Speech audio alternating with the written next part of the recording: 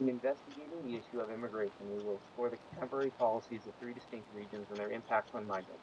Powerful countries' immigration policies have profound impacts on the lives of millions of people around the globe. United States immigration policy. United States immigration policy has changed significantly from the Obama administration to the Trump administration. According to WhiteHouse.gov, the current administration's key immigration objectives are as follows. Restore the rule of law among people living in the country illegally. Secure the southern border with Mexico. This includes a proposal for a border wall. Removal of unlawful entrants into the country, meaning those without proper clearance can be more subject to deportation. Finally, the removal of the visa lottery system in favor of a merit-based system that can protect American workers. U.S. impacts. These shifts in priorities have a profound impact on those attempting to enter the United States. One major impact has been the increase in deportations among the Trump administration. Immigration arrests are up 42% in 2017 compared to 2015, according to the Human Rights Watch. Many of these deportees are separated from families, lose jobs, or uprooted from years and years of legal residency. The Trump administration has also put DACA, Deferred Action for Childhood Arrivals, in jeopardy, seeking reauthorization of the program to Congress. Using DACA could mean that young migrants, many of whom have never known a home other than the U.S., could face a loss of educational assistance, loss of legal work permits, and the threat of possible deportation. Lastly, border crossings are down. From November 2016 to February 2017, apprehensions of migrants at the southern border dropped 60%, according to the New York Times. European Union immigration policy. Immigration policy in the European Union is distinctly different from that of the United States. 28 EU member states operate in a system where there are common immigration rules, but the application of these are determined by each member state. According to the European Union's own data, only 25 of the 28 member states adhere to the common EU regulations, with the UK, Ireland, and Denmark handling immigration differently. All EU member states are free to determine the total number of immigrants permitted to look for work, all final decisions on migrant applications, rules on long-term visas for those staying over 3 months, and conditions to obtain residence or work permits. All cooperation within the EU regulations rests on member states' sovereignty. EU impacts. This strategy has not been implemented without issues arising. With volatile conditions in North Africa, Syria, and the Middle East, migration to the EU has surged.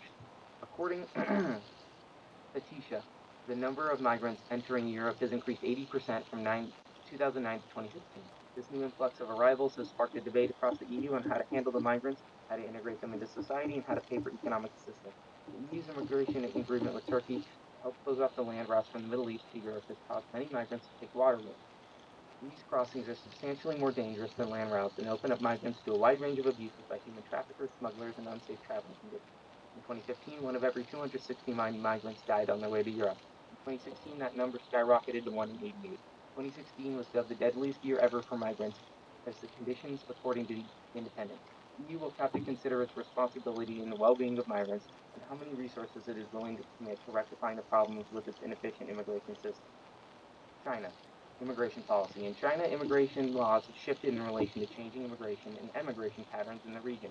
The 1985 Law of Administration and Entrance and Exit of Foreigners was established in an era where more Chinese emigrated than foreigners immigrated into the country. This resulted in decades of relatively relaxed immigration policies. In 2012, the Chinese government implemented the Exit Entry Law, which was a response to increased migration in China due to the global refugee crisis.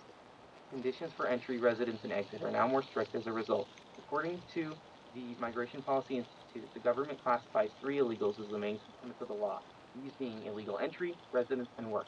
Within the country, penalties for those who shelter, employ, or assist unauthorized immigrants were significantly increased through this policy. While these immigration policy makes it more difficult for people from neighboring countries to get into China, it streamlines the process for those of Chinese ethnicity living abroad and foreign professionals with high levels of skill. China impacts. Contemporary immigration policies in China have caused issues among migrant populations within the country. One major impact is the de facto trapping of migrants in China. Those whose visas have expired must reapply to leave the country, but this process is expensive and often requires residency documents migrants do not possess. The Migration Policy Institute cites the cost of the documents as a driving factor in the increase in forged documents and general exploitation of migrants in China by criminal networks. In addition, fines have been increased for immigration violations for both migrants and those who help them. Overstaying a visa can cost a migrant up to $1,600, and a failure to register their housing with the government can cost $320. Working illegally also faces a crackdown. $1,500 fine for those employing illegal immigrants, and the fine of $3,200 for working illegally in the country. These fines often land migrants in prison with lengthy terms due to the inability to pay fines, according to the Migration Policy Institute. Despite this, the 2012 law clarified that China will now admit refugees, something that was ambiguous in the 1985 law. The United Nations High Council on Refugees processes these applications on behalf of China.